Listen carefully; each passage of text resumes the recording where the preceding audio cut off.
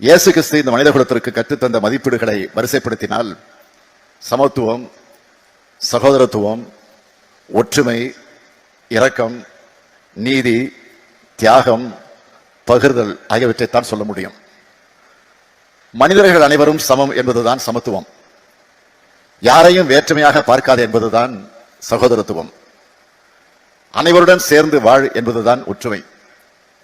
ஏழைகள் மீது கருணை காட்டு என்பதுதான் இரக்கம். அநீதிக்கு எதிராக குரல் கொடுக்கும் என்பதுதான் நீதி.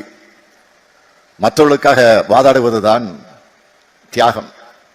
உன்னிடம் இருப்பதை இல்லாதவருக்கு கொடு என்பதுதான் பகிர்தல். இதைத்தான் கிறிஸ்துவம் சொல்கிறது.